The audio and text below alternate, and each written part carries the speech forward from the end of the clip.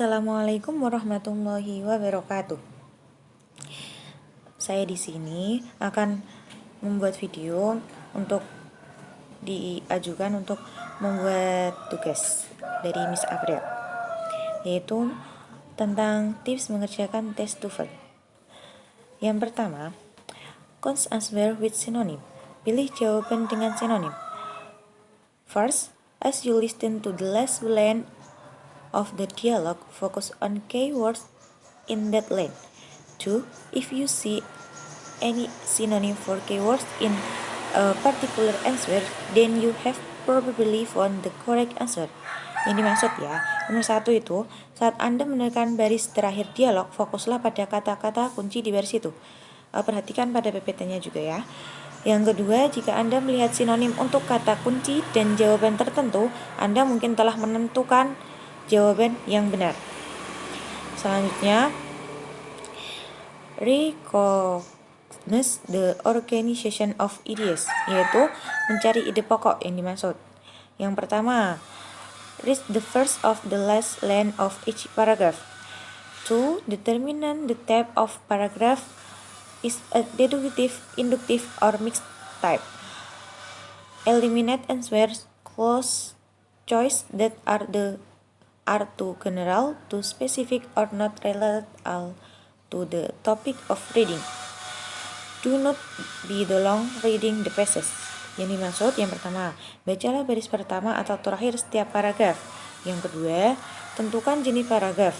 Apakah jenis itu deduktif, induktif, atau bisa campuran. Yang ketiga, singkirkan pilihan jawaban yang terlalu umum, terlalu spesifik, atau tidak berhubungan sama sekali dengan topik bacaan. Yang keempat, jangan membaca terlalu lama atau diulang-ulang. Oke, nanti tambah bingung. Terus selanjutnya itu text explanation. This question asks about the topic of the passage. The answer this question is it is necessary to look at the main idea of each of the 3 paragraph.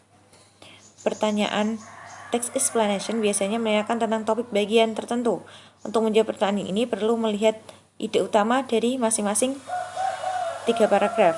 Jika paragrafnya banyak, berarti kita harus memperhatikan setiap paragrafnya. Kita mencari ide pokoknya. Terus selanjutnya itu listening. Biasanya kalau listening kan pada kelemahannya ya, nggak kelemahan sih. Yang utama itu mendengarkan. Ya memang mesti mendengarkan. Hindari suara yang serupa. Biasanya kalian dengar suara contoh reading, terus ABC-nya ada reading. Nah, itu hindari ya. Yang pertama itu identifikasi kata-kata kunci di baris kedua percakapan. Yang kedua, identifikasi kata-kata dalam jawaban yang mengandung bunyi serupa dan pilih jawaban. Mendengarkan itu tuh biasanya menarik kesimpulan tentang siapa, apa, di mana. Terus yang dicari itu what is properly talking, what will she properly do next, where does the conversation properly take place. Dalam menyimak menarik kesimpulan tentang siapa, apa, di mana, ada 3 macam pertanyaan. Siapa yang mungkin berbicara, apa yang dilakukan selanjutnya, atau di mana percakapan itu mungkin terjadi. Terus selanjutnya ungkapan negatif sangat umum dalam soal dialog pendek. Jawaban yang tepat terhadap pertanyaan negatif biasanya berupa pertanyaan positif yang berisi kata mengandung makna berlawanan, opposite. Perhatikan contoh berikut. Perhatikan ya, itu di PPT sudah tertera. Jika jawabannya A, jawaban yang tepat adalah A. Maaf, karena jika mereka tidak mengemudi dengan santai ke main, ini berarti bahwa mereka mengemudi agak cepat. Perhatikan bahwa jawaban yang tepat menggunakan kata quickly, cepat. Lawan kata opposite dari slowly, santai. Karena pilihan jawaban yang menggunakan kata slowly tidak benar. Selanjutnya yaitu structure written expression, sentences with multiple clauses, yaitu ekspresi tertulis struktur menggunakan beberapa klause. Selanjutnya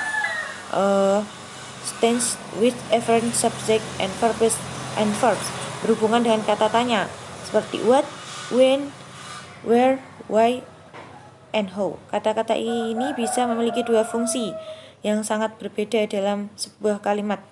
Pertama, menunjukkan sebuah pertanyaan, dalam bentuk ini subjek dan kata kerja yang mengikuti dibalik. Contoh, what is the homework? Where can I live? Where can I live? Where are you going? Nah, seperti itu. Selanjutnya, the passage. In English, there are many different kinds of expression. Thus, people ask to give a name to anything whose name is unknown or momentarily forgotten. Dalam bahasa Inggris ada banyak jenis ekspresi yang digunakan orang untuk memberi nama pada sesuatu yang namanya tidak diketahui atau terlupakan sesaat. Selanjutnya itu reading. Answer impulse detail question. Dalam pertanyaan misalnya reading, kalian diminta menjawab pertanyaan pilihan ganda dengan membuat sebuah kesimpulan dari bacaan. Pertanyaan-pertanyaan tipe ini berisi kata-kata implied, inferent, likely, atau probably. Agar mendapat jawaban yang tepat, jangan menarik kesimpulan jawaban di luar konteks, karena beberapa informasi akan diberikan dari bacaan sehingga dapat membuat kesimpulan dari informasi tersebut. Selebihnya, saya minta maaf apabila ada kekurangan atau salah. Mohon diberikan kritik atau saran. Saya Hilma Lia Rahma dari Program Studi Pendidikan Guru Sekolah Dasar Universitas Nahdlatul Ulama Jepara. Terima kasih. Wassalamualaikum warahmatullahi wabarakatuh.